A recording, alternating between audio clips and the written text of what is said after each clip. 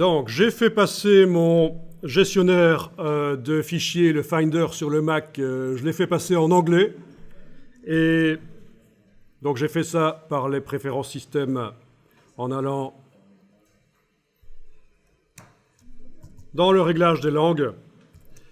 Du coup, si j'ai installé mon InDesign en plusieurs langues, et quoique je pense que dans la dernière version, ça s'installe d'office en plusieurs langues, et bien du coup, quand je lance InDesign, il est en anglais, et c'est très bien parce que vous avez InDesign en anglais sur votre ordinateur. Donc c'est comme ça qu'on fait passer InDesign d'une langue à l'autre, français, anglais, ou une vingtaine d'autres langues. C'est en modifiant la langue du système d'exploitation et en lançant le logiciel. Voilà. Donc, dans d'anciennes versions de InDesign, je suis certain qu'il faut l'avoir installé plusieurs fois de suite en changeant dans le manager d'application Adobe, en changeant la langue d'installation. Mais par contre, pour la dernière version, je pense que d'office, c'est en multilangue. Donc. Alors, vous avez lancé InDesign. Il est possible que d'autres personnes aient, avant vous, utilisé InDesign. Elles sont allées chipoter dans tous les outils. Elles ont modifié les choses. Donc, vous avez peut-être chacun un InDesign qui va se comporter différemment, ce qui nous ennuie quand même. Donc, on va essayer de récupérer InDesign en version d'usine, on va dire, hein, avec ses réglages d'origine. Et pour ça, on va le remettre à zéro, et ça se fait au démarrage. On va jeter le fichier des préférences. Donc, contrairement à ce qui se faisait il y a encore quelques années, on ne va pas aller trifouiller dans le système d'exploitation et aller chercher le fichier des préférences de InDesign et le jeter à la corbeille. On va appuyer sur certaines touches au démarrage de InDesign. Donc, vous quittez InDesign et vous allez devoir enfoncer sur le clavier du PC Windows, vous allez devoir enfoncer les touches CTRL-ALT majuscule. Alors, majuscule, c'est quoi? C'est pas le caps lock, c'est pas le verrouillage majuscule, c'est la touche majuscule qui est juste en dessous. Donc, CTRL-ALT majuscule au moment où vous lancez le logiciel. Et ça devrait faire apparaître un message qui ressemble à ceci. Et vous répondez évidemment « Oui, je vais effacer le fichier des préférences ». Si ça n'a pas marché, vous quittez InDesign, vous réessayez. Donc, CTRL-ALT majuscule, juste après avoir cliqué sur l'icône de démarrage du logiciel InDesign, et vous gardez les touches enfoncées, ça devrait faire apparaître le message qui demande de supprimer le fichier de préférence. Donc, vous récupérez à ce moment-là InDesign en version standard d'usine, tout le monde a le même InDesign. Si vous voulez faire ça sur un Mac, il faudra enfoncer les touches Commande, Alt, CTRL majuscule. CMD, Alt, CTRL majuscule sur le Mac pour refaire la même chose si jamais vous voulez un jour remettre InDesign à zéro sur un Mac. Alors moi, voilà ce que j'obtiens, une fenêtre flottante du logiciel, mais ça, sur le Windows, vous n'avez pas, parce que c'est typique sur le Mac, les fenêtres flottantes comme ça. En fait, sur Windows, toutes les fenêtres de logiciels sont d'office flottantes, et vous avez sur Windows la possibilité de les déplacer. Il y a une petite icône enfoncée en haut à droite sur l'écran pour arriver à rendre la fenêtre flottante. Ne le faites pas parce que moi, ici, la fenêtre flottante, je vais la désactiver. Je vais ancrer le logiciel au bord de l'écran. Ancrer, A-N-C-R-E. Donc, je vais l'ancrer comme une encre, c'est-à-dire l'attacher. Je vais faire en sorte que les palettes soient attachées au bord de l'écran. Je n'ai pas de raison, si je travaille sur un seul écran sur l'ordinateur, de garder le logiciel en version flottante comme ça. Bon.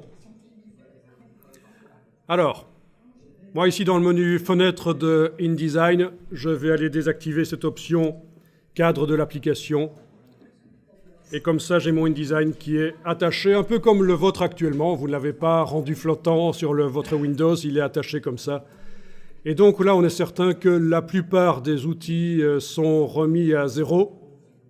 Les réglages couleurs du menu édition couleurs ne le sont pas, ça c'est certain, mais la plupart des choses dans InDesign sont remis à zéro. Alors si vous n'êtes pas arrivé à remettre à zéro InDesign, ne vous dites surtout pas que c'est pas grave, c'est audibon ainsi. Eh bien non, c'est grave. Si vous n'êtes pas arrivé à remettre à zéro InDesign, si vous n'avez pas réussi à faire apparaître le message pour la suite du cours, vous allez forcément coincer, avoir des ennuis. Donc, Il faut absolument y arriver. CTRL-ALT majuscule au démarrage du logiciel, faire apparaître le message, répondre oui, et vous avez votre logiciel en réglage d'usine. Alors, je vous ai mis un document sur un serveur, voilà l'adresse en fait. Donc ça va, vous avez le temps de la lire? Non, je rigole, parce que je vous ai fait une version raccourcie ici, vous allez pouvoir taper ça. Alors, misère, est-ce que c'est un I ou un L? À vous de me le dire. L minuscule ou I majuscule, vous me le dites, testez ça, tapez ça dans un navigateur. Et ça devrait vous proposer de télécharger un document. C'est un package, un document d'assemblage InDesign.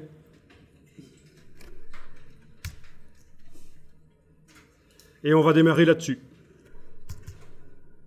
Donc, vous me confirmez, c'est un L minuscule, donc bit.ly/2A majuscule, P minuscule, L minuscule, H minuscule, W minuscule, E majuscule. Voilà, c'est l'adresse pour télécharger un zip.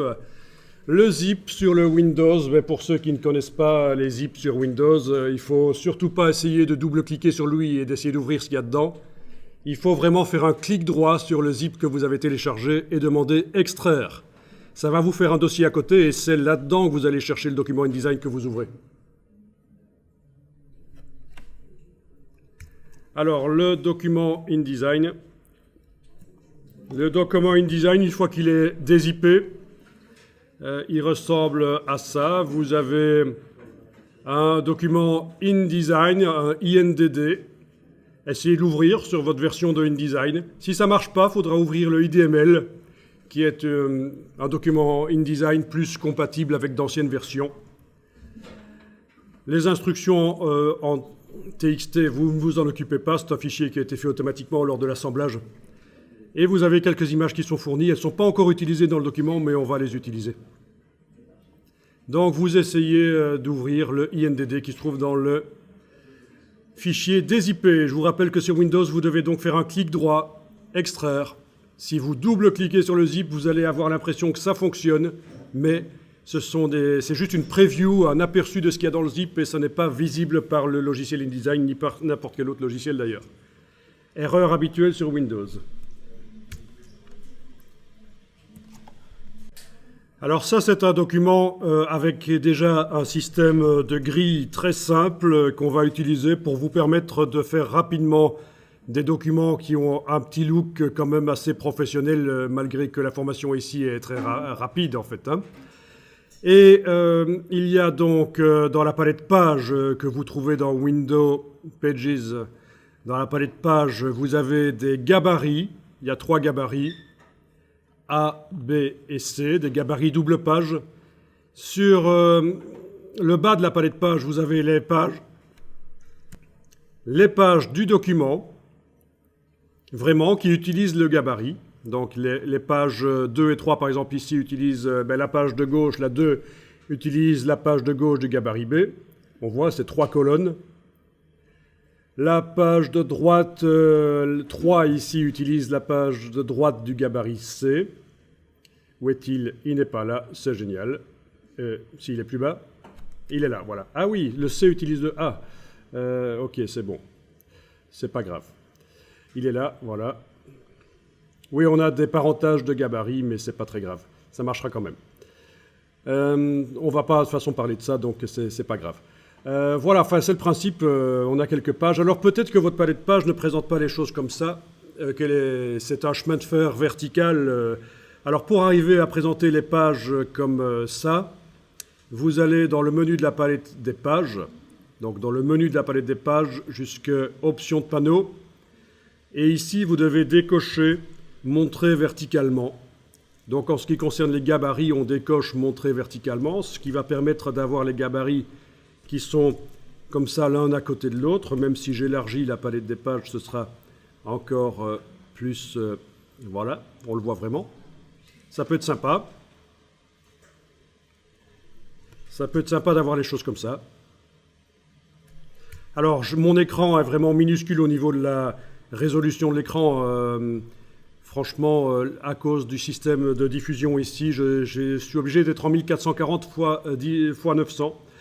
1440 x 900, donc on est quasiment revenu dans les années 80 au niveau de la définition de mon écran ici. Donc c'est pour ça que régulièrement, moi je vais devoir faire disparaître les palettes qui sont à droite avec la touche majuscule tabulation,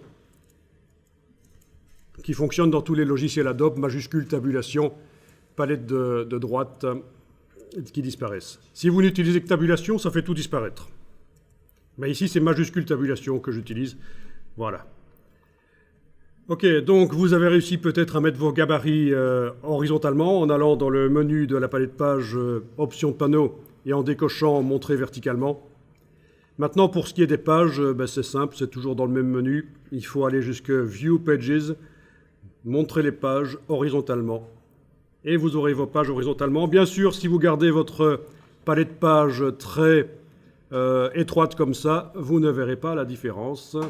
Il faut qu'elle soit large pour arriver à voir la différence.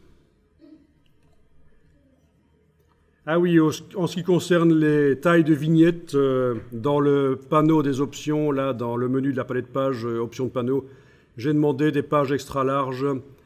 Oui, je vais peut-être réduire un peu, parce qu'extra large pour mon écran, c'est un peu beaucoup. Peut-être je vais passer en large. Ça dépend vraiment de l'écran qu'on a. Vous pouvez rester en extra large, il n'y a pas de problème. Voire même sur les écrans en très haute définition, en jumbo, ça reste encore des vignettes assez petites. Alors voilà, le principe c'est que toutes ces pages contiennent des rectangles que nous allons en supprimer certains. Ceux qui restent, on va les agrandir et en fait on va composer vraiment des pages genre magazine avec des blocs texte, des blocs images. Et le principe, c'est que donc, plutôt que d'amener des blocs images et des blocs texte un peu n'importe comment sur les pages, on va démarrer de cette structure, parce que c'est vraiment ça le secret pour faire une publication qui a de la gueule, c'est qu'il faut qu'on sente que toutes les pages ont quelque chose de commun, elles viennent d'une structure commune, et en même temps, il faut que d'une page à l'autre, les choses changent. C'est pas toujours les mêmes blocs images au même endroit, les mêmes blocs texte au même endroit. Donc l'astuce, c'est donc de faire une espèce de grille modulaire, bien que ce soit très simple ici, parce que c'est un cours assez rapide. On ne part pas dans les explications sur les grilles modulaires pour les professionnels de la mise en page. Mais voilà, on va tenter de faire ça. Alors, vous allez double-cliquer sur la page 2 dans la palette page. Donc ça doit normalement bien vous indiquer que vous êtes en train de visualiser la page 2 là en bas à gauche. Vous avez double-cliqué sur la page 2. C'est important de ne pas travailler dans le gabarit parce que sinon ça demande un peu de chipotage. Si jamais on commence à faire la mise en page par erreur dans le gabarit, ça demande un peu de chipotage pour rattraper le coup. Ce sont des choses habituelles. Ça m'est encore arrivé récemment. Il suffit d'être un peu distrait à un certain moment et puis voilà, on fait la mise en page dans le gabarit au lieu de la faire sur les pages du document. Donc les gabarits, ce sont vraiment des modèles de pages qui vont nous aider. Alors, je vais régulièrement enregistrer le document, donc je fais File, Save As, donc enregistrer sous. Et le document, je vais l'enregistrer régulièrement sous un nom différent. Parce que ça va me permettre, si je fais des erreurs, de récupérer la version d'avant. Et puis aussi, un document InDesign, c'est une structure XML complexe, et si vous enregistrez toujours sous le même nom, et que vous travaillez pendant plusieurs jours de suite sur un document enregistré sous le même nom, ça ne régénère pas le XML, ça ne fait qu'ajouter des informations au XML existant. Le XML, c'est une structure donc assez connue, c'est un langage pour organiser les choses assez connu. Vous avez le même problème dans Illustrator aussi. À force d'enregistrer un document sous le même nom, il devient corrompu, illisible. Et donc, vous avez deux choix, recommencer tout ou appeler une marque spécialisée pour récupérer des documents InDesign. Ça coûte plusieurs centaines d'euros pour qu'ils vous rendent le document à nouveau ouvrable. Donc voilà, raison pour laquelle j'enregistre le document régulièrement sous un nom différent. Je vais le faire souvent ici parce que pendant le cours ici, ce qui est intéressant, c'est qu'on va garder aussi la progression dans la création du document et pour vous, c'est bien. Remarquez que je ne fais pas un assemblage, je ne fais pas un export par file package. fichier assemblage. L'assemblage, c'est ce qui a produit le dossier que vous avez téléchargé et que je vous ai mis sur un serveur pour le télécharger. Un assemblage, c'est intéressant quand on veut transférer un document vers un autre InDesign sur un autre ordinateur, parce qu'on est certain que ça va tout réunir en un seul morceau. Mais donc ici, pendant la création du document, je ne vais pas à chaque fois faire un package. J'enregistre le document là. Et alors je peux l'enregistrer dans le document, dans le dossier package, c'est pas un problème. À côté des images qu'on va utiliser, c'est pas plus mal. Donc à un certain moment, avec le dernier document d'aujourd'hui, je ferai un package à côté de celui-là. Alors voilà, dans le dossier, vous avez des images qui sont là. Ce sont des images RVB. Bon, ce n'est pas du tout un problème qu'elles soient RVB, même si le document au final qu'on fait est destiné à l'impression. Ce n'est pas du tout un problème que les images soient RVB. Pourquoi? Ça fait quand même une quinzaine d'années que Adobe préconise d'utiliser des images RVB, parce que les documents, bon, ça a plein d'intérêts.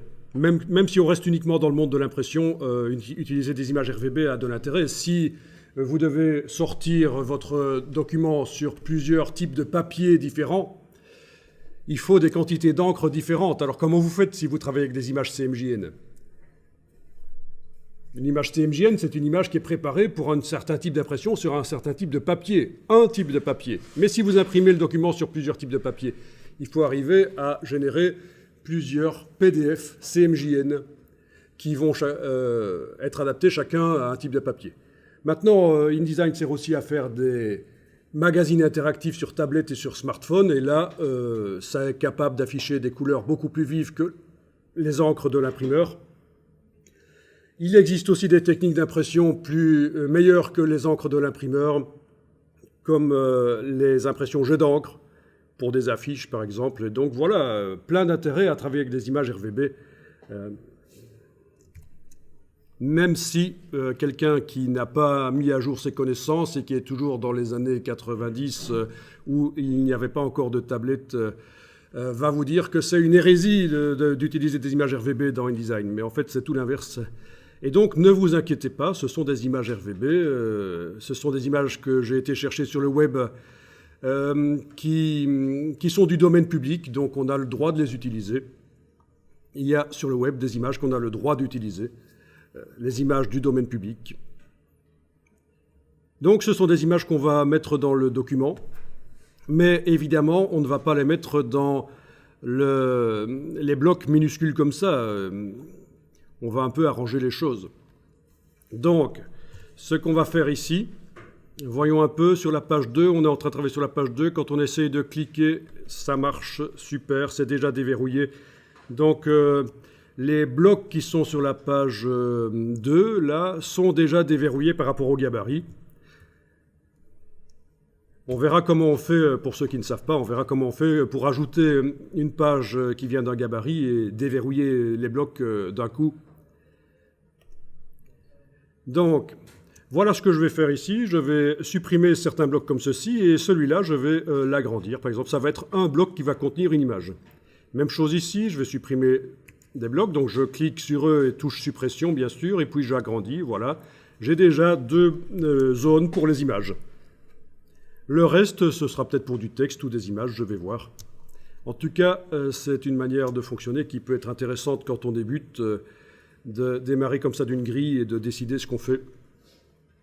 Alors, on va tenter de déplacer les images vers les blocs directement. Donc, il faut que, par exemple, le document InDesign, vous le mettez sur la moitié de l'écran, comme ça, vous le redimensionnez. Vous zoomez. Barre d'espacement, bien sûr. Enfin, c'est comme dans Photoshop et Illustrator. Le zoom, la barre d'espacement pour la main. Et sur l'autre moitié de mon écran, ici, qui est déjà minuscule, mais enfin, voilà, j'ai mon dossier avec les images. Essayez de faire ça, du glisser-déposer d'images du gestionnaire de fichiers vers InDesign. Voilà, on voit que ça fonctionne. Bon, bien sûr, l'image n'est pas vue en entier, c'est juste une petite partie de l'image, mais c'est pas grave, on va en parler, ça. Testez déjà ça pour voir si ça fonctionne.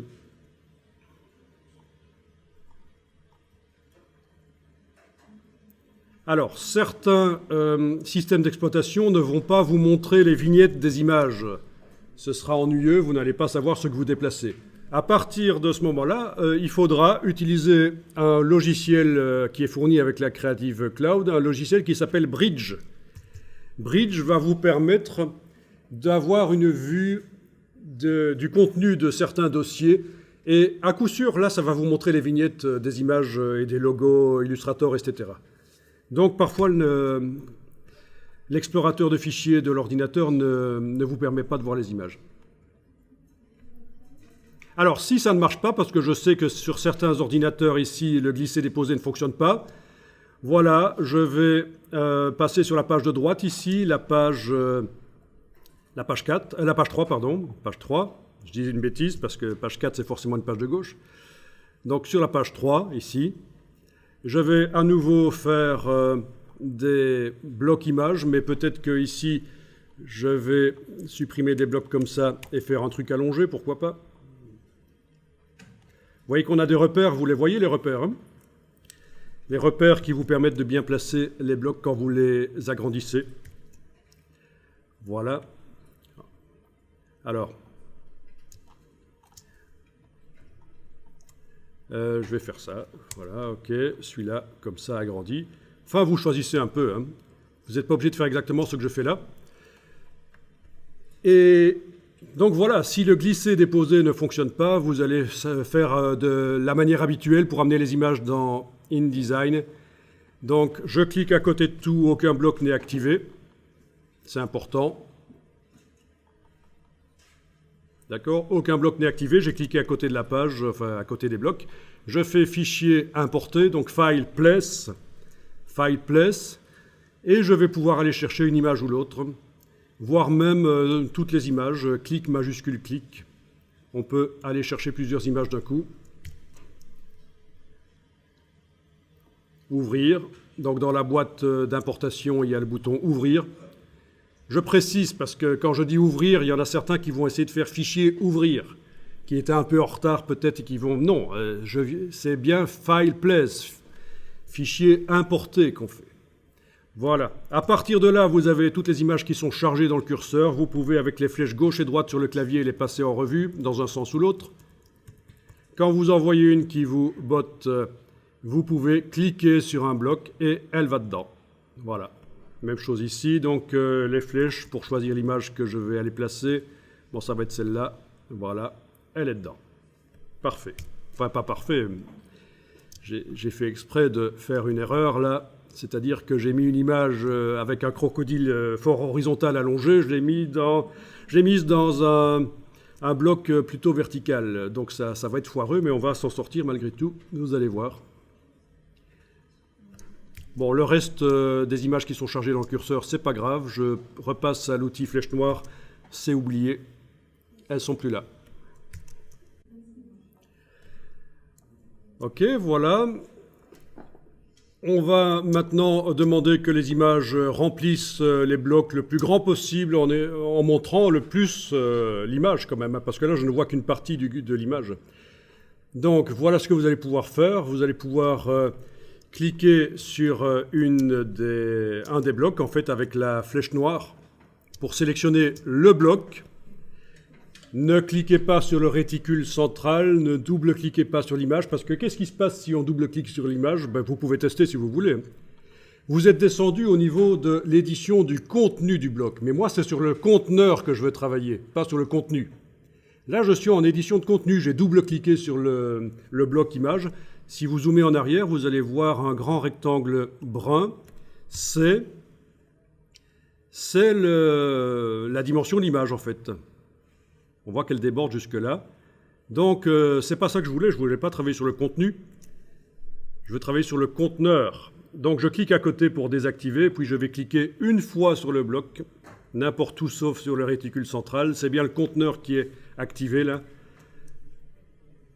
Et je vais demander à InDesign d'ajuster cette image dans le bloc. Menu Objet, Ajustement, donc Object Fitting, Remplir proportionnellement. Et voilà. Alors, je vais double-cliquer maintenant sur le bloc. Donc je suis en édition du contenu. Et qu'est-ce que je remarque? L'image a rempli le plus large possible le bloc sans se déformer, elle n'est pas écrasée dans un sens ou l'autre. Et donc, puisque mon bloc n'a pas les mêmes proportions que l'image, forcément elle déborde. Elle déborde vers le bas et vers le haut là. On va la déplacer avec la flèche noire, toujours. Vous enfoncez le bouton de la souris, vous gardez un peu le bouton de la souris enfoncé. Vous enfoncez la touche majuscule sur le clavier pour pouvoir bouger l'image. Alors moi, je la bouge verticalement, mais peut-être que vous devez la bouger horizontalement. Je vais essayer avec une autre image, avec celle-là, oui. Je sélectionne le bloc. Menu, Objet, Ajustement, Remplir le bloc proportionnellement. Donc c'est complètement foireux. Je vais double-cliquer sur le bloc. Je vois que l'image déborde fort par la gauche et la droite. Je clique sur l'image, je garde enfoncé, je bouge avec la touche majuscule et je fais apparaître la partie vraiment la plus intéressante de l'image, c'est celle-là. Donc clairement, le bloc pour cette image-là ne convient pas. Il est vertical alors que mon crocodile est horizontal. Mais vous voyez qu'on arrive quand même à s'en sortir. Donc c'est très bien de demander à InDesign de réduire la taille de l'image pour qu'elle soit vue le plus grand possible sans être déformée dans le bloc. Mais si vous avez des blocs qui sont verticaux alors que votre image est horizontale ou le sujet est horizontal, ça foire un peu, quoi. Donc il faut un peu de réflexion, il faut un peu réfléchir.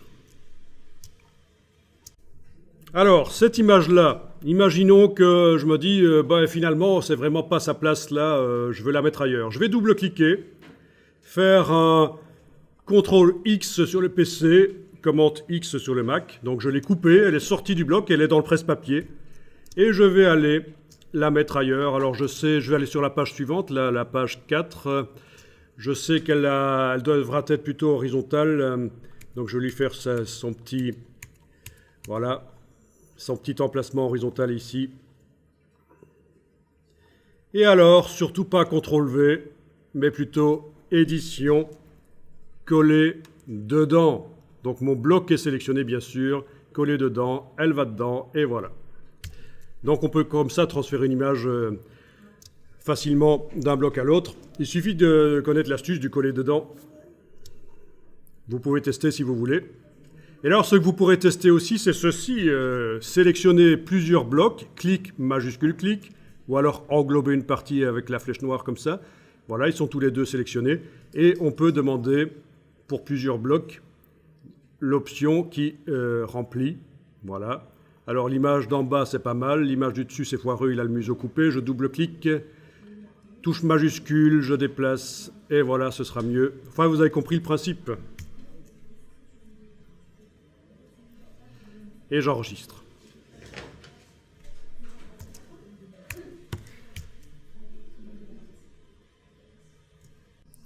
Alors c'est bien sympa de mettre des images dans des blocs comme ça, mais chaque fois devoir demander que ça redimensionne, c'est un peu foireux. Donc ce qu'on va faire, c'est que dans les gabarits, on va aller faire en sorte que les blocs, même vides, soient préparés pour dès qu'ils reçoivent une image, ils la redimensionnent. Alors on y va, on va double-cliquer sur le gabarit A. Non, le A n'est pas intéressant. Le B, voilà. On double-clique sur le gabarit B.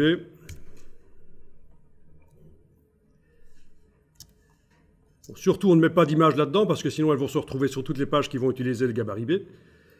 Par contre, on va faire un CTRL A. Bon, je suis obligé ici de double-cliquer sur la petite main pour recentrer mon document. C'est un petit problème d'affichage que vous aurez peut-être aussi. Vous voyez, parfois, c'est difficile de faire recentrer le document. Donc, comme dans tous les logiciels Adobe, le double-clic sur la main dans la palette des outils recentre le document là. Donc je dois faire un CTRL A. Tous les blocs sont normalement sélectionnés, oui, parce qu'en fait, dans la palette des calques, les blocs sont sur le calque d'en bas qui est déverrouillé. Ils sont tous dessus. Et les autres calques, ce sont des repères horizontaux, verticaux. Et ils sont verrouillés, ces repères. Donc voilà, les repères sont sur des calques pour pouvoir les enlever de l'affichage facilement si on veut, ou les remettre. Mais donc voilà, en faisant un CTRL A, dans le document que je vous ai fourni, le calque qui contient les blocs était déjà déverrouillé et on va dans le menu Objet, Ajustement. Évidemment, on ne s'est pas demandé de remplir le bloc proportionnellement puisqu'il n'y a pas d'image dedans. Par contre, on peut préparer le boulot ici dans les options d'ajustement. Ici, vous allez choisir la dernière option du menu, remplir le bloc proportionnellement. Et c'est la seule chose qu'il faut faire. Ne cliquez pas sur AutoFit, ça va vous ennuyer. C'est un système, quand on redimensionne le bloc, ça redimensionne l'image avec, tout seul. Ça peut être intéressant, mais j'aimerais que vous ne cochiez pas ça dans un premier temps. L'ajustement automatique. En tout cas, voilà, c'est ça qu'on choisit, remplir le bloc proportionnellement. OK, et voilà, c'est fait. Je vais le faire la même chose sur le gabarit C. Donc je double-clique sur le gabarit C. Il est bien indiqué là en bas que je travaille sur le gabarit C, évidemment. Je fais un CTRL A sur le PC, commande A sur le Mac pour sélectionner tous les blocs. Même chose, objet, ajustement, option d'ajustement. Ici, remplir le bloc proportionnellement. OK. À partir de là, les pages qui utilisent les gabarits B et C, toutes les pages utilisent le gabarit B ou C. Enfin, pas la première, c'est vrai. Si j'amène une image dans un bloc, normalement, ça doit se redimensionner tout seul. Je vais essayer sur la page 5. Je double-clique sur la page 5. Dans la palette page, on m'indique que je travaille bien sur la page 5, c'est parfait. Vérifiez parce qu'il ne faudrait pas travailler dans le gabarit. Et je vais préparer le boulot ici à supprimer des blocs, par exemple. Voilà, tout cela. J'agrandis celui-là. Voilà. On les a mis en rose transparent là pour qu'on les voit un peu plus facilement. Sinon, le rose transparent, ça n'a pas d'importance. Et je vais amener une image dedans et on va voir si ça se redimensionne tout seul. Bon, il n'y a pas beaucoup d'images, il va falloir aller en chercher aussi par la suite. Des nouvelles. Et voilà, ça marche. Redimensionnement automatique, pas besoin de demander un ajustement après avoir mis l'image dedans. Par contre, double-cliquer sur l'image et la bouger un peu, ce serait dans ce cas-ci intéressant. Encore un bloc qui ne convient pas très bien pour l'image. Je vais carrément supprimer tous ceux du milieu là. Mettre l'image plus comme ça. L'agrandir comme ça. Voilà. OK, ce sera mieux. Bon, c'est très souple hein, comme manière de faire les mises en page.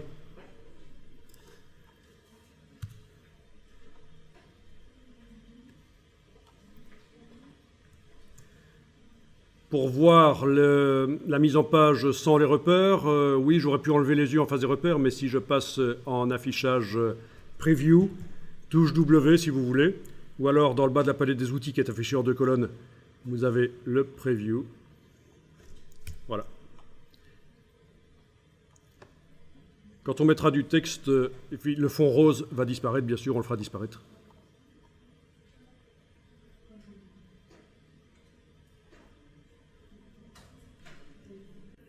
Alors, si je zoome pour regarder les images, est-ce que la qualité a l'air bonne? Oui, c'est pas trop mal, mais il est possible que ce soit aussi la version basse définition qu'on soit en train de voir. Donc, on va vérifier si vous voyez les images en haute définition ou en basse définition dans InDesign actuellement. Vous allez dans le menu Affichage, donc View, Performance d'affichage, et On est en haute qualité apparemment, donc c'est parfait. Alors, une erreur habituelle du débutant en InDesign, c'est de penser que les images ne sont pas en bonne qualité dans InDesign, parce que InDesign est en affichage standard, et ça montre les images pixelisées. C'est un système dans InDesign pour pouvoir faire des mises en page avec beaucoup d'images haute définition sur un ordinateur qui n'est pas nécessairement très puissant. Donc InDesign, il est possible qu'il vous montre les images pixelisées qui ne ressemblent pas vraiment à ce qu'elles sont dans Photoshop quand on les ouvre dans Photoshop. Ça vient de là. Menu affichage, performance d'affichage. Si vous le voulez en haute qualité, il faut passer là. Bon, ça suppose que si vous mettez beaucoup d'images dans vos documents InDesign, vous travaillez sur un ordinateur qui est quand même puissant, hein, pas un mulet. Parce que ça va demander de la ressource. Alors, dans certains cas, même en demandant un affichage haute qualité, les images apparaissent pixelisées. C'est une question de réglage des images, leur résolution, en fait. Donc, ça peut arriver que les images dans InDesign aient quand même l'air pixelisées, même si dans Photoshop, elles ne le sont pas. Mais c'est plutôt rare. La plupart du temps, vous allez quand même les voir avec une bonne qualité. Quand vous demandez affichage haute qualité.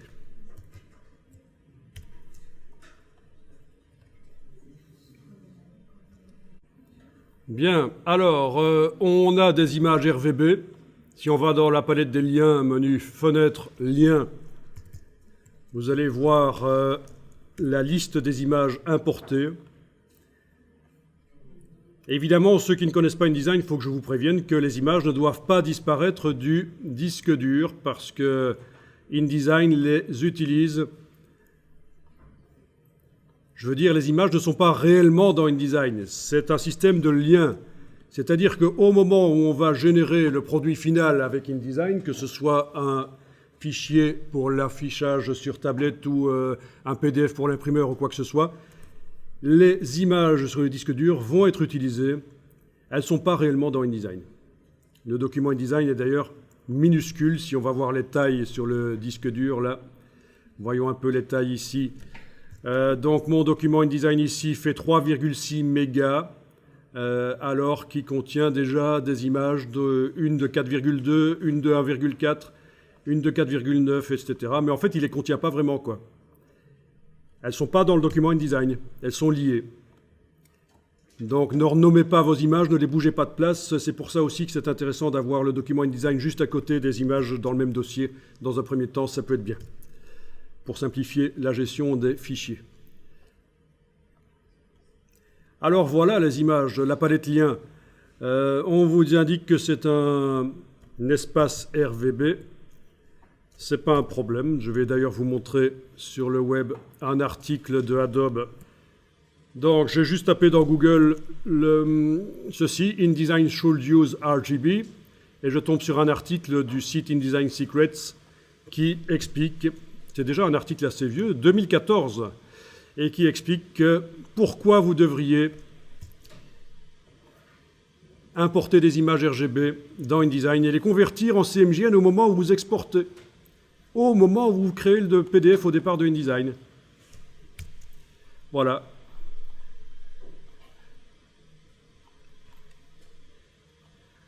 Bien. Alors, donc déjà ça démontre quelque chose que vous croyez peut-être qu'en arrivant ici, vous avez peut-être cru que oui, si c'est un document pour l'impression, ça doit forcément être du CMJN. Ce n'est pas le cas. Autre chose qu'on me dit régulièrement, oui, les images qu'on importe pour l'impression dans un document, elles doivent être en 300 dpi, 300 pixels par pouce, la résolution 300 pixels par pouce. C'est faux.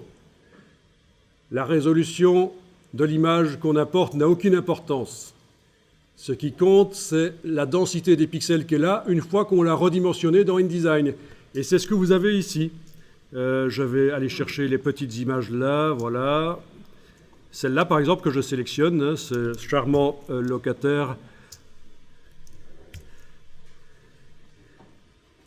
Vous avez ici la résolution telle qu'elle apparaît dans Photoshop, la densité des pixels, 72 pixels par pouce. Mais voilà, quelqu'un qui voit cette image-là, qui ne connaît pas grand-chose à InDesign et à Photoshop, Il ouvre ça dans Photoshop, il dit « Ah, c'est une image 72 pixels par pouce. Je ne peux donc pas l'utiliser pour imprimer. » Absolument pas. Vous pouvez l'utiliser pour imprimer parce qu'elle a été redimensionnée, c'est indiqué là aussi quelque part, voilà, à 15,2% dans mon cas. Elle a été redimensionnée, les pixels se tassent les uns sur les autres et la résolution qu'elle a dans le document InDesign, c'est 472 pixels par pouce.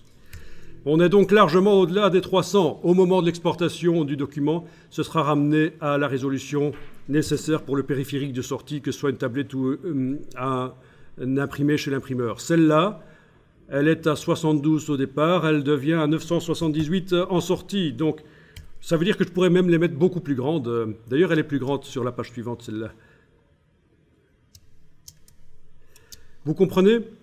Donc, quand on vous dit que vos images pour l'impression, vous devez les préparer dans Photoshop à 300 pixels par pouce, c'est de la foutaise. Ça date des années 90 où les logiciels autres que Photoshop ne savaient pas bien redimensionner les images, modifier le nombre de pixels des images. C'était un peu pourri comme résultat. Donc, il fallait faire le travail dans Photoshop, mais pas ici. Vous pourriez avoir des images à 36 pixels par pouce, 18 pixels par pouce, 600 pixels par pouce. Quand vous les ouvrez dans Photoshop et que vous regardez dans le menu image, taille de l'image, ça n'a pas d'importance. Tiens, en voilà une qui était à 300.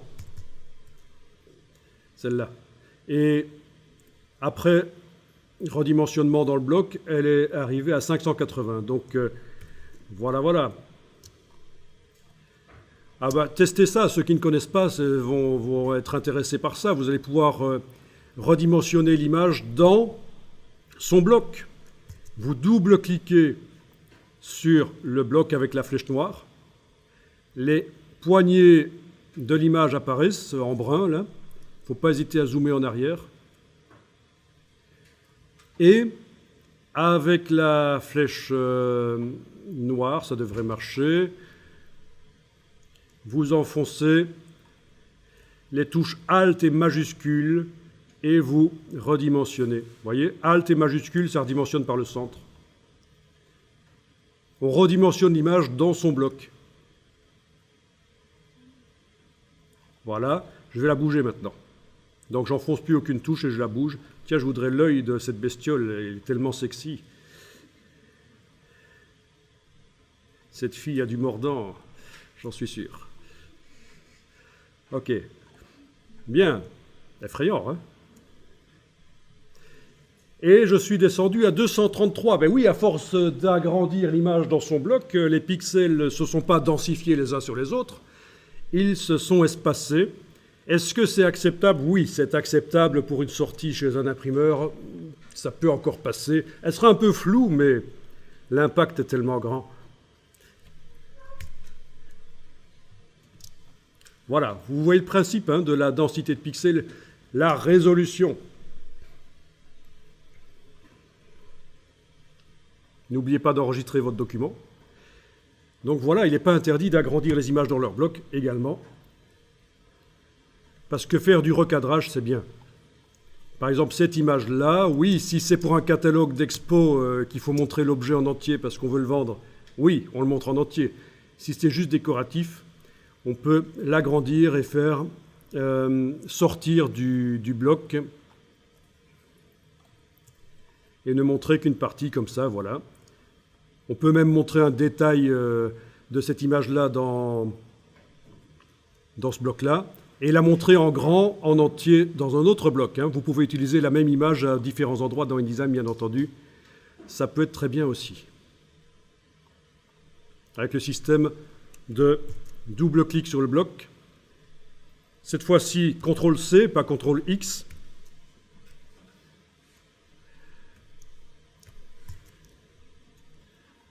Allez supprimer des blocs là, agrandir ceci éventuellement. Je vais faire comme ça, voilà. Comme ça. Donc j'ai fait un CTRL-C sur le PC, Commande-C sur le Mac. Je fais maintenant édition, coller dedans. Voilà. Objet, ajustement, remplir le bloc proportionnellement. Voilà, il n'est même pas vu en entier. J'ai foiré mon coup, je vais supprimer cela. Agrandir le bloc par là. Voilà. Le mettre sur une autre page, ce serait mieux. parce que sur la même page, c'est pas si génial que ça. Il faut les mettre sur une autre page. Enfin, vous voyez, la mise en page, c'est pas vraiment sorcier.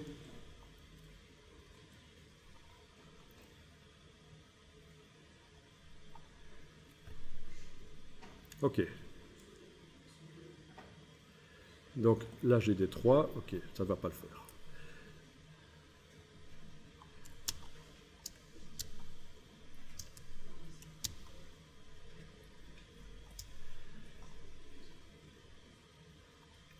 Bon, il faut apprendre à manipuler ça. Donc le but, c'est que vous arriviez à faire des documents qui en jettent quand même au niveau de la mise en page. On n'est pas dans du Word, clairement.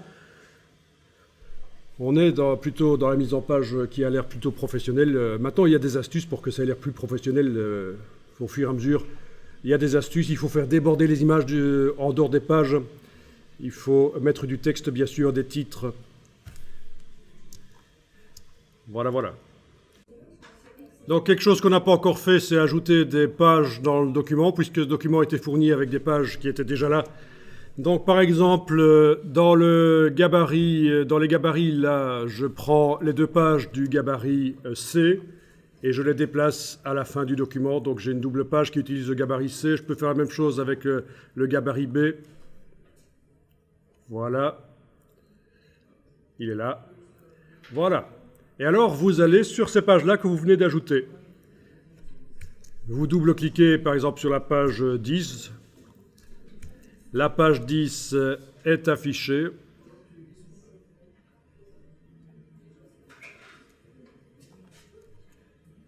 Voilà. Mais il y a juste un petit problème, c'est que les blocs ne sont pas sélectionnables. Ce qui vient d'un gabarit est verrouillé. Donc on va devoir les déverrouiller. Alors il est possible de déverrouiller des blocs en utilisant sur le PC les touches CTRL et majuscules et en cliquant sur les blocs. Sur le Mac, ce sera commande et majuscules.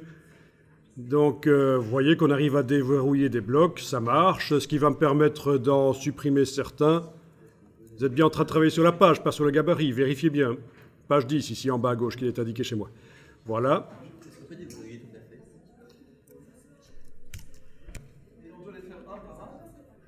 Oui, tu les fais un par un sur toutes les pages. Je reviens vers toi dans 40 minutes.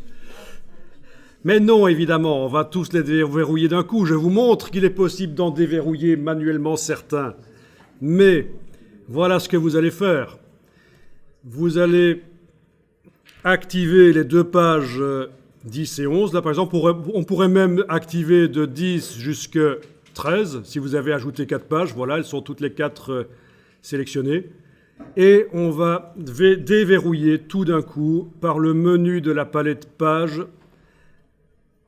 Vous avez déverrouillé par rapport au gabarit, un truc comme ça dans la version française. Et voilà. Et là, maintenant, si on va voir sur la page C, qui est toujours là derrière, ils sont tous déverrouillés. Sur la page d'à côté, la page C, qu'est-ce que je dis? La page 10. La page 11 aussi. Et la suivante aussi. Tout est déverrouillé. Voilà. Donc c'est libéré par rapport au gabarit, un truc comme ça dans la version française.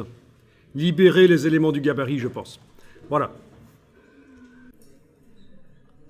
Bien, je vais aller sur une des pages où il y a des images. Et on va faire des blocs texte. Alors, comme bloc texte, qu'est-ce qu'on pourrait faire? Eh bien, ici en dessous de mon image, là, je vais aller sélectionner certaines choses. Oui, j'avais déjà prévu une image là en bas, mais finalement non. Et je vais faire un grand bloc comme ça, par exemple. Voilà, faites un bloc qui s'étend sur 3 colonnes, par exemple. Et on va le transformer en bloc texte. Pour l'instant, c'est un bloc image. Pour le transformer en bloc texte, c'est simple. Il suffit de prendre l'outil texte et cliquer sur lui. Et voilà, les diagonales disparaissent. C'est plus un bloc image et on a le curseur qui clignote qui est là. On peut remplir par du faux texte en attendant d'avoir du vrai texte. En faisant un clic droit Remplir avec le texte de substitution.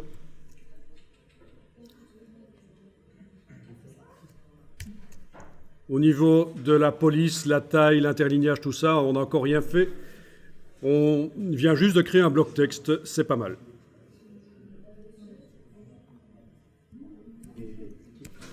Voilà, n'oubliez pas d'enregistrer le document. Il ne faudra pas perdre ça, hein. Ce serait malheureux. Je serai obligé de vous envoyer le mien pour démarrer dessus. Alors voilà, on a du texte qui est très long, en fait, à la Word. C'est évidemment atroce. Pour lire ça, c'est compliqué. On va donc faire des colonnes de texte là-dedans. Alors, les colonnes de texte peuvent être faites dans des blocs séparés, 3 blocs séparés, mais là, on a un seul bloc. Il va donc falloir faire des colonnes de blocs texte. Donc, il y a 2 manières de faire des colonnes de texte dans InDesign. On va faire les 2. Donc, première manière, vous devez avoir votre bloc qui est sélectionné. Vous allez dans le menu Objet, Options de bloc de texte. Un petit CTRL B sur le PC va vous amener dans cette boîte. Donc, je vous rappelle que votre bloc doit être bien sûr sélectionné, sinon, il ne sait pas sur quoi vous essayez de travailler. Vous avez la case aperçue qu'on va cocher. Vous avez le nombre de colonnes ici. Donc, 2 colonnes, ben, ça paraît logique. Ça correspond à ma mise en page où j'avais combien de colonnes là, au fait, dans la mise en page? Oui, j'avais 3 colonnes. Eh ben, mais je peux faire 3 colonnes de texte là-dedans. Il n'y a pas de problème, ce sera mieux. 2 colonnes, ça reste encore trop large. Voilà. 3 colonnes, c'est pas mal. La gouttière entre les colonnes de texte, ben, je vais l'augmenter un peu. Je vais passer à 8 par exemple. Comme ça, c'est plus facile quand on arrive en fin de ligne. On n'a pas tendance à aller lire la suite sur la colonne d'à côté. On voit bien qu'il y a de l'espace. C'est pas la même colonne de texte. Il n'y a pas de problème. Alors ça peut être modifié autant de fois qu'on veut. Vous pouvez retourner autant de fois que vous voulez. Je fais commande B sur le Mac. Vous pouvez aller changer ça. 4 colonnes, 3 colonnes, 2 colonnes. Bon, je vais revenir à 3 colonnes. C'était pas mal. Bien. Donc c'est souple ça peut être modifié comme on veut. Par rapport au fond rose, là, il ne me sert plus en fait le fond rose sur le bloc là. Donc je sélectionne le bloc avec la flèche noire, je vais enlever le fond rose. Le fond est en avant-plan, je clique sur la diagonale, voilà, plus de fond rose. Je vais regarder ce que ça donne quand on est en aperçu. Bon ben ça n'a pas l'air trop mal. En cliquant à côté pour désactiver, on voit à peu près ce que ça va donner quand ça va sortir sur la sortie papier par exemple. Ok.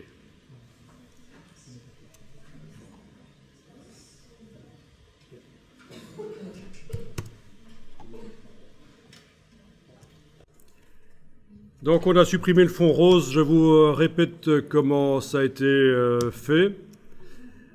J'ai dû sélectionner le bloc, mettre la case de fond en avant-plan et cliquer sur la diagonale ici. Bien sûr, si vous avez décidé de garder la palette des outils en une colonne, ben, à vous de trouver où ça se trouve. Voilà. Donc, mettez-la en 2 colonnes et voilà, pour enlever le fond, c'est là. Ok, je vais faire sur la page un autre bloc texte. Et ce bloc texte va avoir des caractères qui seront un peu différents, plus faciles à lire, moins de texte, mais ce sera plus grand. Donc c'est pour une lecture rapide dans le magazine, ça peut aider. Les gens qui veulent aller loin pour apprendre ce qu'il y a vraiment dans le détail liront le texte qui est petit, et les autres vont pouvoir lire un texte qui va être là plus grand. Donc, même principe avec l'outil texte, vous faites un clic droit, remplir avec le texte de substitution. Bien sûr, à un certain moment, ce sera du vrai texte. Là, on est en train de faire la mise en page avec du faux latin. Ça ressemble à du latin, mais c'est du faux latin, c'est du faux texte. Le rose de fond, je peux l'enlever aussi, j'en ai pas besoin. Il était surtout utile quand le bloc n'était pas rempli de quoi que ce soit. Et alors, en ayant le bloc sélectionné avec la flèche noire, je vais pouvoir aller dans la palette des caractères pour obtenir quelque chose de plus grand. C'est juste pour vous montrer comment on fait de la variation sur les pages d'un document. Donc, hein. Menu texte, caractères.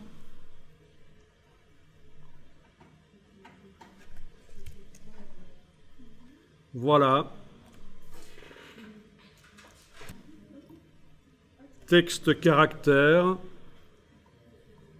J'agrandis. Je peux changer la police. Je mets le curseur là avec les flèches haut et bas. Je passe d'une police à l'autre. Voilà, on peut... Ben oui, pourquoi pas. Donc, on a une police bâton à cet endroit-là et le reste est une police à empattement, mais c'est... Pourquoi pas. Voilà. L'interlignage qui est indiqué ici entre parenthèses, parce que c'est l'interlignage par défaut de InDesign. L'espacement entre les lignes est à 120% de la hauteur du caractère. Mais on peut s'éloigner de ça et faire moins d'espacement ou plus d'espacement entre les lignes. Voilà. Et du coup, ça n'est plus entre parenthèses, parce que ce n'est plus l'espacement par défaut 120% de InDesign, qui se règle dans les préférences de InDesign, au fait. Hein. Donc, quand vous voyez des valeurs entre parenthèses dans les boîtes de InDesign, tout comme dans Illustrator et Photoshop, d'ailleurs, c'est la même chose. Ça veut dire que c'est quelque chose qui a été mis par le logiciel. Ce n'est pas vous qui avez défini cette valeur. Alors, le caractère, ça se travaille et évidemment, ça se travaille, les caractères. C'est tout un travail typographique pour améliorer l'aspect, parce que là, on a juste mis du texte et c'est vite fait, en fait. Hein. Je vais revenir un peu dans mon bloc à 3 colonnes pour aller peut-être un peu moins de gouttière, voilà. Colonne un peu plus large finalement, 5 mm au lieu de 8, c'était pas plus mal, voilà. Donc, il faut tester, il faut voir ce que ça donne. Peut-être que le texte à côté devra être plus court. Il ne doit pas aller jusqu'en bas, ce sera juste un petit texte qui explique ce qu'il y a sur la page, un petit résumé. Donc, ce que vous allez faire, c'est positionner le curseur à un certain endroit, faire une sélection sur tout le texte qui suit le curseur, et pour ça, il faut utiliser les touches CTRL majuscule et END. Je vous montre sur mon clavier, parce qu'en fait, ça sélectionne tout ce qui se trouve, même en dehors du bloc, hein, parce qu'on a une petite croix rouge ici qui indique qu'il y a du texte qui déborde du bloc, qui ne se voit pas. Donc, le raccourci pour sélectionner le texte qui suit le curseur, d'abord je mets le curseur, je fais sur le Mac commande majuscule, flèche vers le bas à droite, sur le PC ce sera CTRL majuscule END. Je vous montre avec mon petit clavier virtuel, pour ceux qui ne visualisent pas bien. Sur le PC, vous devez enfoncer CTRL majuscule, donc ces deux touches, et la touche END qui devrait se trouver ici. Et puis, il suffit d'enfoncer la touche suppression de caractère. Donc, la touche suppression de caractère, bien sûr, ça peut être celle-là. Voilà. Vous en faites pas pour les touches orange, ça n'a rien à voir ici. Hein. Donc, après avoir sélectionné tout ce qui suit le curseur, touche suppression de caractère, et voilà. Et ce sera quand même plus visuel. Vous avez intérêt à faire des vides dans vos mises en page. Vous avez intérêt à faire du vide dans vos mises en page. Par exemple, ici, je vais le faire aussi. Bien que c'est du faux texte, mais on imagine que c'est une maquette. Alors regardez, vous allez tester après. Je vais ici me mettre au début d'une ligne, mais ça n'a pas d'importance. Je peux même créer la fin d'une ligne en tapant un point. Donc, je fais ma sélection de ce qui se trouve après le curseur, touche suppression, et voilà, j'ai un vide ici, d'accord? Je vais dans les options de bloc de texte, donc menu Objet, options de bloc de texte, donc CTRL B sur le PC, commande B sur le Mac. Et dans les options de bloc de texte, vous avez peut-être vu un truc qui s'appelle Balance Columns, donc équilibrer les colonnes. Comme ça, les colonnes ont la même hauteur à peu près. Ok, voilà, on a du vide. Plus vous mettez du vide dans vos mises en page, plus le document aura l'air luxueux. Plus vous remplissez, plus il aura l'air bas de gamme. À ce propos, je vous montre un bouquin qui est en vente. Il ne faut surtout pas l'acheter, mais je vous le montre parce que c'est intéressant. Voilà, j'ai tapé ceci dans Google. White Space and Me. C'est avec un seul N, abruti. Voilà. Et je tombe sur différents sites de vente de bouquins. Je tombe sur ce bouquin qui vous explique que les espaces blancs ne sont pas votre ennemi. Les espaces blancs ne sont pas votre ennemi. Je ne pousse pas à acheter sur Amazon. Hein. J'aurais pu le montrer sur d'autres sites de vente. Donc c'est vraiment pour comprendre que quand vous faites des affiches, quand vous faites de la mise en page, vous avez intérêt à faire des espaces blancs, du vide. Alors quand on dit du vide, ce n'est pas nécessairement du blanc. Ça peut être un fond coloré, mais en tout cas des espaces dans vos affiches qui ne contiennent pas d'éléments. Vous ne faites pas vraiment du remplissage, quoi. Donc voilà, très important en mise en page, cette notion de ne pas vouloir tout remplir. Vous pouvez avoir du vide, entre guillemets. Ça va apporter vraiment une plus-value. Alors, ils n'ont montré que quelques pages du bouquin ici. Voilà. Donc, retenez ça. Faites aérer vos mises en page. Aérez vos mises en page. Faites en sorte qu'il y ait du blanc sur les pages. Bon, c'est pas génial comme mise en page pour l'instant, hein, mais voilà, il faut ajuster après. OK. Quand vous zoomez en arrière, est-ce que vous voyez que vous avez aussi ces lignes grises qui apparaissent? Quand on zoome en arrière, ça peut parfois vous gêner, ça. Hein. C'est ce qu'on appelle le seuil de faux texte. Parfois, on a envie de pouvoir zoomer en arrière sur ces pages et que le texte reste du vrai texte. C'est pour économiser des ressources informatiques que InDesign transforme les lignes de texte en lignes grises quand on est en zoom arrière à partir d'un certain niveau. D'accord ? Bon, ben, si ça vous ennuie, je pense que ce serait intéressant de faire ça. Vous allez dans les préférences de InDesign. C'est l'occasion d'ailleurs de voir les préférences de InDesign qui sont assez complètes. Allez dans InDesign, préférences générales. Évidemment, vous êtes sur un PC, donc ce sera menu édition, préférences générales. Voilà. Et vous avez toutes les préférences de InDesign. C'est de la typographie InDesign, c'est du placement d'images avec de la gestion de contenu, donc ça peut être quand même assez complexe. Vous voyez que les préférences sont assez longues. Et voilà, ça va être dans les performances d'affichage.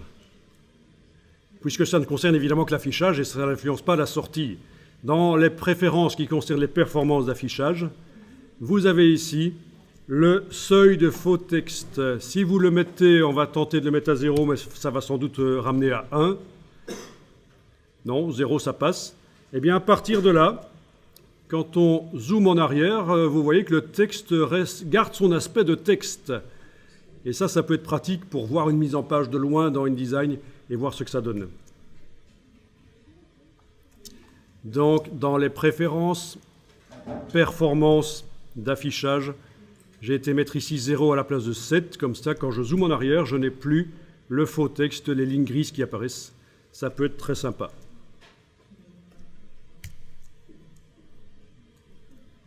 OK, sur la page de gauche, là, je vais faire 2 colonnes de texte. Et donc, j'aurai ma double page qui sera finie un peu au niveau du design. Hein. Je ne suis pas obligé de faire aller le bloc de texte jusqu'en bas aussi. Voilà, je peux laisser délibérément ça absolument blanc. Ah oui, au fait, voilà 2 colonnes de texte. Au lieu de le faire dans le bloc texte avec le CTRL B et ici faire des colonnes dans le bloc, je peux très bien chaîner les blocs texte. Donc essayer d'avoir comme ça 2 blocs l'un à côté de l'autre. Je clique avec l'outil texte dans un des blocs, avec l'outil texte dans l'autre, voilà, et je vais les chaîner. C'est-à-dire qu'on va faire en sorte que le texte qui va arriver en fin de la colonne là va couler dans la colonne suivante. C'est un chaînage. Donc 2 blocs texte. Pour convertir les blocs, j'ai cliqué avec l'outil texte sur eux. Ils sont l'un à côté de l'autre, mais voilà. Et on va les chaîner. Vous avez sans doute entendu parler de cette notion de chaînage de texte. Le flux de texte. On peut même chaîner d'une page à l'autre, faire des documents avec un texte qui passe vraiment d'une page à l'autre. Mais ici, contentons-nous de faire juste 2 blocs chaînés comme ça, c'est pas mal. Alors voilà, sur chaque bloc, vous avez une porte d'entrée et une porte de sortie. D'accord ? Je clique avec la flèche noire sur la porte de sortie du premier bloc. J'ai le curseur qui change d'aspect. Quand je survole l'autre bloc texte, j'ai une chaîne qui apparaît. Ben, il suffit que je clique, pas clique, idiot. Et voilà, j'ai du chaînage. La porte de sortie du premier me montre une flèche qui va vers la droite, ça sort.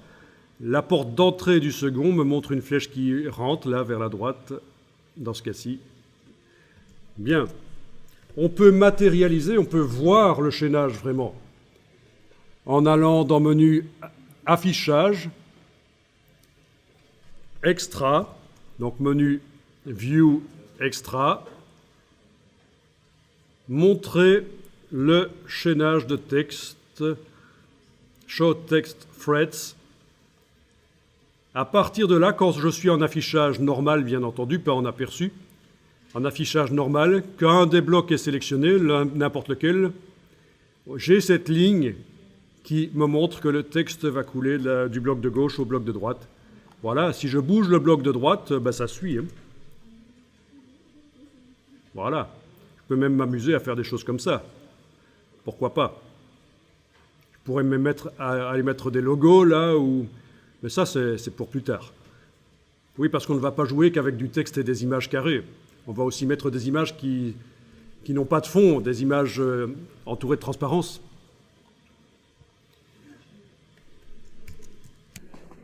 Voilà, et on peut remplir avec du texte ou aller coller un texte qui vient d'ailleurs. C'est possible. Bon, là, avec l'outil texte, je clique dans le premier bloc, je fais un clic droit, remplir avec le texte de substitution. Et voilà, on voit que ça a coulé d'un bloc à l'autre.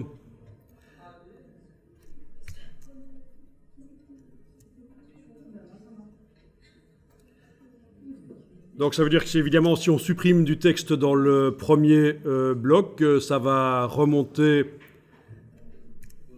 Et si on en ajoute, ça va descendre. Donc c'est des vases communicants, quoi. Les couleurs peuvent être enlevées. Elles ne me servent plus. Voilà. Et je vais remettre ça là au-dessus. C'est pas plus mal. Donc du chaînage de texte, pourquoi pas?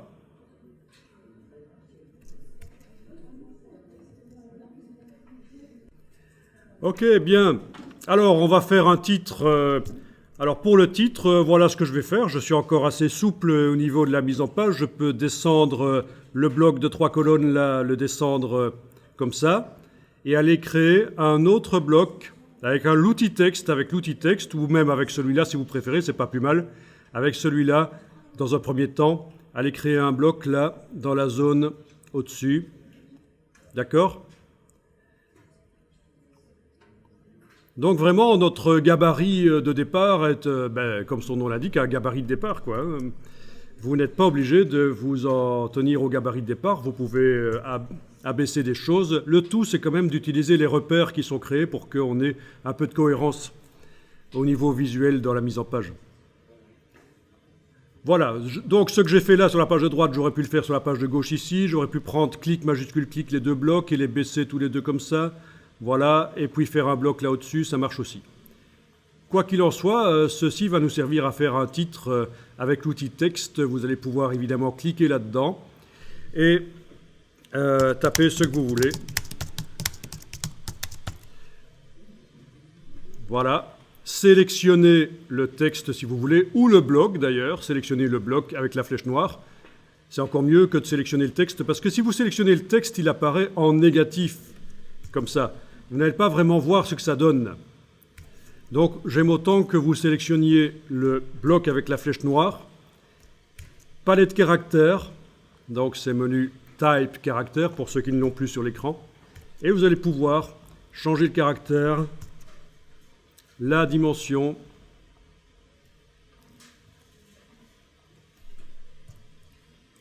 voilà,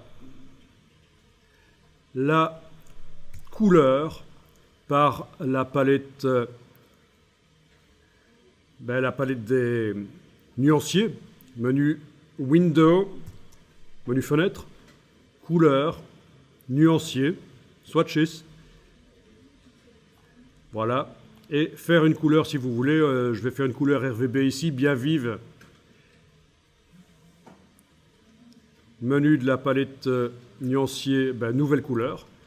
À la place de CMJN, je dis non, non, non, je veux du RVB. Et voilà une couleur bien vive qui ne va peut-être pas s'imprimer telle qu'elle, c'est ce que ça nous indique ici, mais en tout cas, si je veux une couleur vive sur la sortie écran, je l'aurai. Ah tiens, elle a été mise évidemment sur le fond du bloc. Je vais la retirer de là. Voilà. Alors, oui, vous avez vu que quand j'ai mis la couleur, là, elle s'est mise sur le fond du bloc. Je la retire, donc c'est sur le texte que je la veux. Donc, en ayant le bloc sélectionné comme ça, j'indique que je travaille sur le contenu, le texte, avec le petit T à cet endroit-là dans la palette des outils. Je vous rappelle que ce serait quand même bien d'avoir la palette des outils en 2 colonnes. Sinon, c'est un peu compliqué. Voilà. Ça veut dire qu'au lieu de travailler sur le bloc, je travaille sur le texte à l'intérieur du bloc. Je choisis ma couleur que j'avais créée. Elle se met sur le texte. Voilà.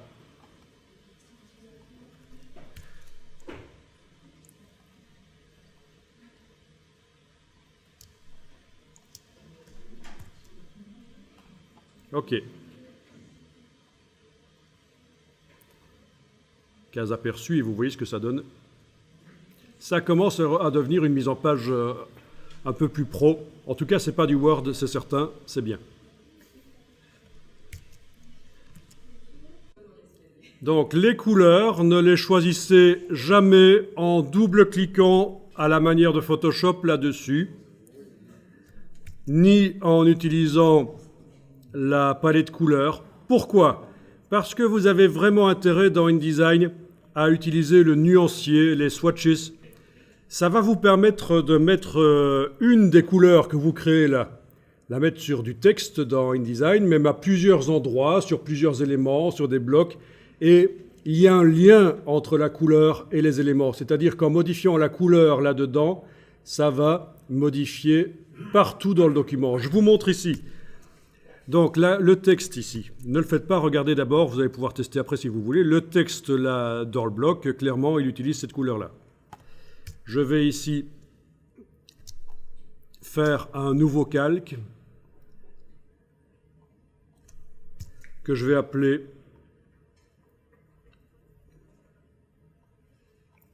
oui, c'est celui-là, voilà. Fond, je vais l'appeler fond, voilà, fond. Je vais le mettre sous le calque qui contient tout. Hein. Le calque qui contient tout, là, le calque de fond qui ne contient rien a été placé en dessous. J'ai juste modifié l'empilement des calques. Sur ce calque fond, pour être certain de travailler sur ce calque fond, je verrouille les autres. Je vais aller mettre un bloc qui va déborder la page éventuellement. Un bloc qui va utiliser comme couleur de fond, c'est la même couleur.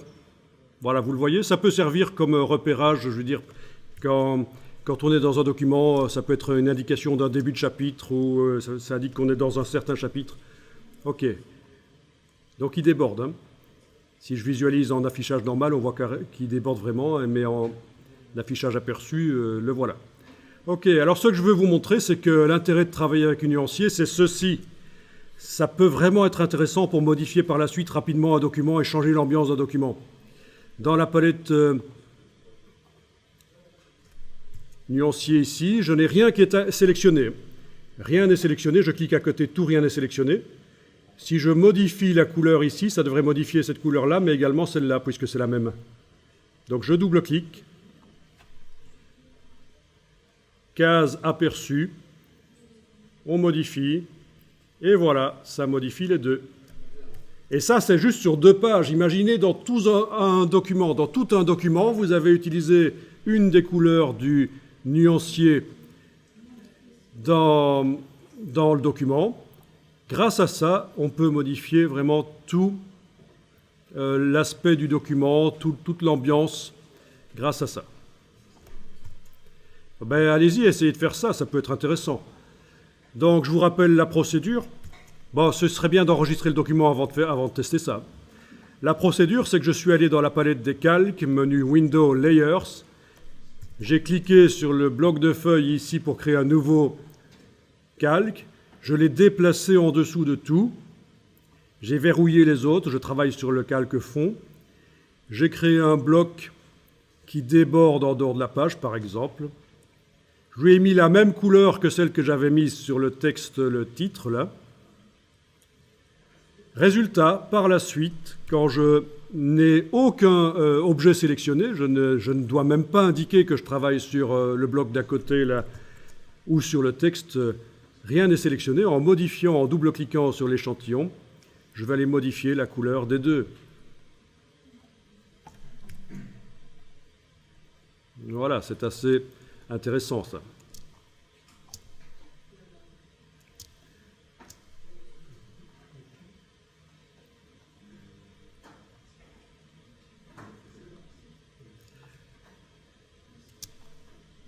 Donc voilà pourquoi je vous conseille absolument d'utiliser des couleurs qui sont dans le nuancier. C'est ce qu'on appelle des couleurs globales. Vous avez la même chose dans Illustrator. Pour faire vos illustrations, vous avez la possibilité de mettre des couleurs sur vos objets dans Illustrator et que quand vous modifiez une couleur qui est dans le nuancier, ça modifie tous les objets qui utilisent cette couleur. Mais dans Illustrator, il faut le demander qu'elle soit globale, la couleur. Il y a une opération à faire. Dans InDesign, la couleur, toute couleur du nuancier de la palette Swatches est d'office globale.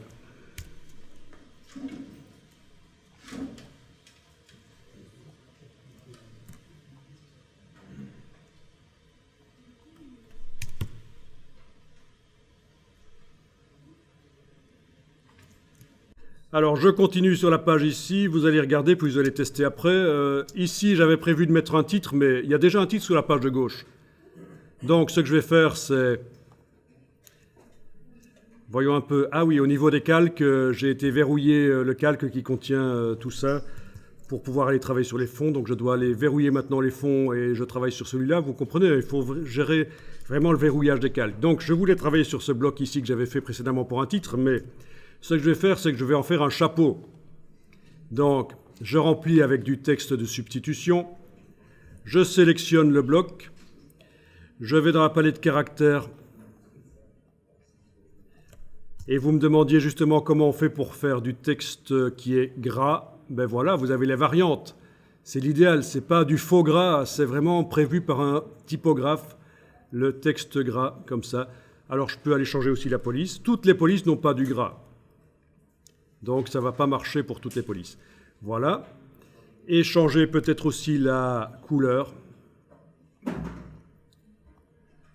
Pas la couleur du bloc, idiot. La couleur du texte. Voilà. OK. Et la teinte, si je veux. OK. Donc, voilà, c'est un chapeau. Ça se voit souvent dans les publications. Vous avez un espèce de résumé ou un extrait de ce qui se trouve un extrait de ce qui se trouve dans le texte qui suit, une espèce de teaser pour éveiller l'attention du lecteur, pour lui donner envie de lire la suite. Je vais aller juste enlever un peu là parce que c'est un peu trop. Par la technique qu'on a vue tout à l'heure. Et voilà ce que ça donne, c'est le genre de choses. D'accord ? Ça commence à ressembler à un truc un peu plus professionnel. Donc déjà là, rien que sur ce document, il y aura possibilité de faire plusieurs styles de paragraphes. Mais ça, ce sera pour un autre jour. On a un style pour le titre. On a un style de paragraphe pour ça, qui est la même chose que ça en fait. On a un autre style de paragraphe ici pour la mise en exergue ici. On a le chapeau ici, voilà. Donc on a possibilité de faire des styles qui vont nous permettre rapidement d'appliquer ça sur d'autres pages. Alors c'est pas tout. Cette double page qui se trouve dans le document, je pourrais me dire, tiens, elle est pas mal pour débuter un chapitre. C'est pas mal. J'aimerais la réutiliser, mais avec du texte différent. Voilà ce que vous pouvez faire. En ayant dans la palette pages les deux pages en question activées, clic, majuscule, clic, vous pouvez dire, tiens, je vais créer un gabarit, un modèle de page au départ de ça. En allant dans menu de la palette page, gabarit de page, enregistré en tant que master, en tant que gabarit. Et voilà, elles sont là. Ça veut dire qu'à tout moment, je vais pouvoir insérer où je veux cette double page dans mon document, modifier le titre, remplacer par du texte différent, les images aussi, et en tout cas, ça reste un canevas utilisable. Donc c'est quelque chose qui peut être fait. Vous voyez, c'est l'inverse de ce qui avait été fait au départ, utiliser un gabarit et le mettre dans le document. Là, je prends des pages du document et je dis, tiens, je vais m'en servir comme gabarit pour l'utiliser plus tard ailleurs dans un autre chapitre du livre, un autre chapitre du document.